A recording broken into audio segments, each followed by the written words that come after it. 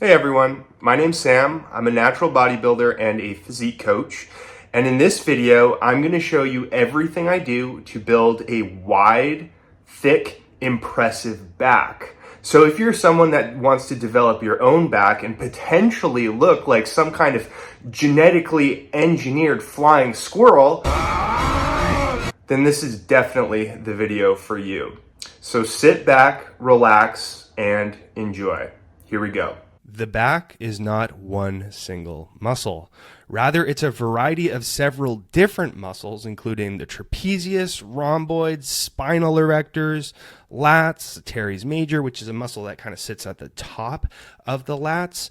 And so, keeping that in mind, the approach that I've been taking with my back training has been to include a variety of different exercises that mirror each of the different functions of those different muscles in hopes of specifically targeting each of those muscles, because at the end of the day, I want the most well-developed back that I can possibly get away with. So the first movement that you see here is this chest-supported dumbbell row. The muscles that I'm primarily aiming to target are my traps and rhomboids. From an aesthetic standpoint, those muscles being very well developed lead to a very thick looking back. They sit kind of in the upper inner portion of the back. So when they're really well developed, voila, you got a thick looking back. The lats are also assisting in this movement a little bit too. So they might get a little bit of stimulus, but I'm not doing the movement to stimulate my lats, focusing on the traps and rhomboids. My rear delts are probably getting hit pretty hard with this as well too. Totally cool with that. Other movements to focus on the traps and rhomboids going to be other horizontal rows, cable rows, machine chest supported rows, T-bar rows, fantastic, chest supported T-bar rows, all great options. Next up, we have these cable lat pull downs. Muscle that I'm primarily targeting are my lats. Also the teres major. Fun fact, the teres major and the lats pretty much have overlapping functions, so you don't need to train or attempt to train both in isolation. If you're training one of them, you're probably training both of them. Anyways, main function of the lats. So the lats do lots of cool stuff, but the two main functions are going to be, and probably the best ways of directly stimulating them are going to be shoulder extension and shoulder adduction.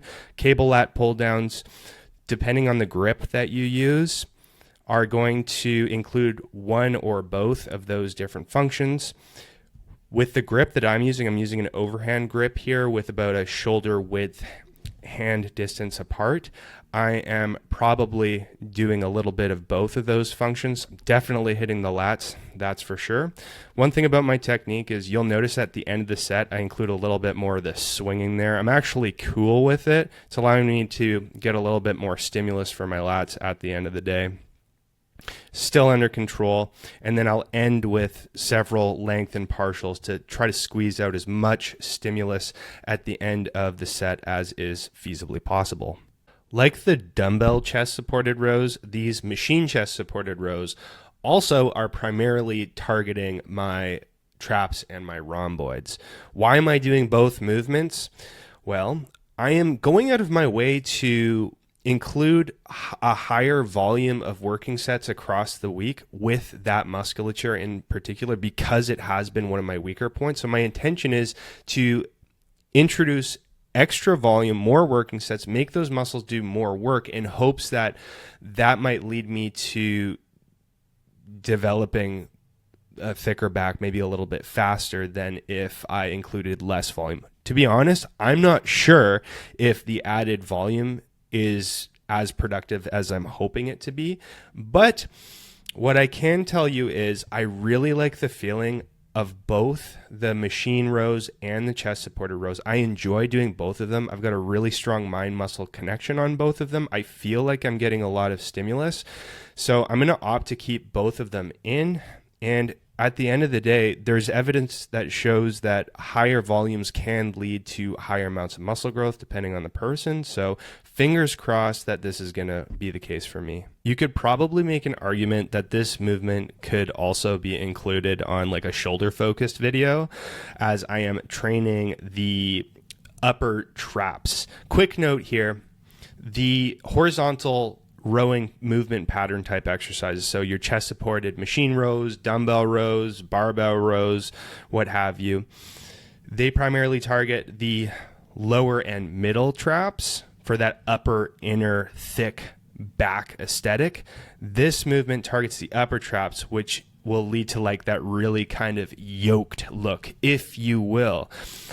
Admittedly, I have not done a lot of shrugging movements since I've been lifting for years and years and years. I think the last time I was really serious about including them in a training program was back when I was in college. And I didn't really like them. I would just like try to speed through each set because my grip was the limiting factor of the movement. So I couldn't really feel it in my traps very well. I could really feel it in my grip.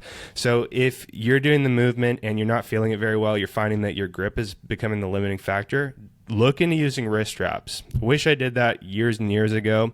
I'm using them here. You can't see because the plates are in the way, but it makes a heck of a difference. And then you can actually focus on training your traps properly. I've been loving them. And last, but certainly not least, is this separate cable lat pull down variation. It's slightly different than the overhand grip that I did previously.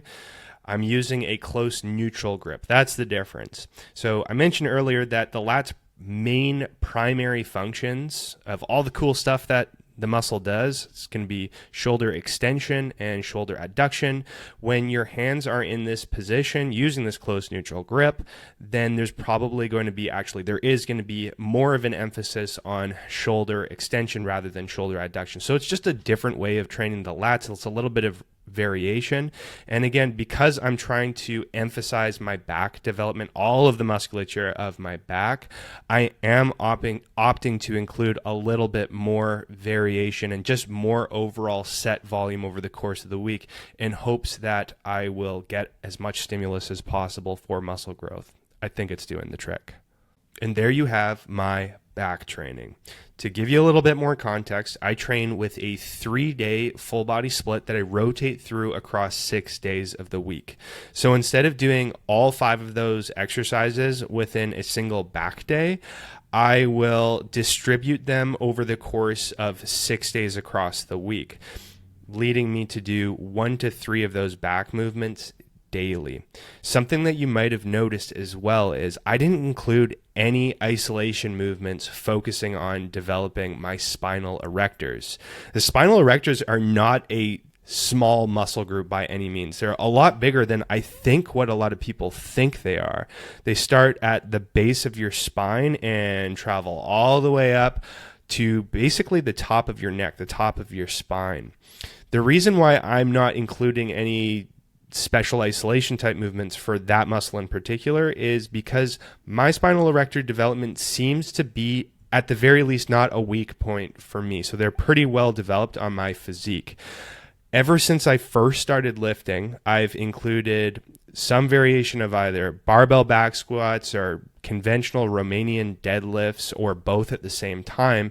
And the inclusion of those big compound movements involves a lot of the spinal erectors working really hard to keep the spine in a neutral position against resistance. So for example, right now I am including Romanian deadlifts twice a week. My spinal erectors have to work super, super hard to keep my spine nice and straight and well supported when I'm doing that movement. And as such, they're probably getting a decent amount of stimulus to, at the very least, retain their current development and maybe even get a little bit bigger over time. You could make an argument and say that isometric contractions are probably not the optimal way of building muscle, but because I have been doing those types of movements since I have first started lifting, so I've been doing them for years and years and years, just the accumulation of reps and of having done them for so long has probably accumulated enough mechanical tension to lead to a good amount of development for that musculature for me. It could be the case that in a future competition season, when I got on stage, maybe I'll realize that, hey, maybe I do need to focus a little bit more on that muscle in particular, and I'm definitely open to the prospect of including maybe like some flexion rows or some hyper extensions, those types of movements that do a better job of isolating specifically that muscle than just doing like Romanian deadlifts, I'm definitely open to doing that.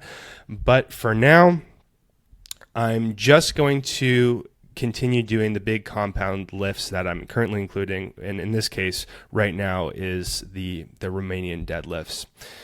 So that all being said, that pretty much covers everything. I want to give you a big thank you for sticking around and watching this. If you like the video, please like it. If you want to see more, subscribe to the channel. As always, lift hard, lift smart, and I will see you in the next video.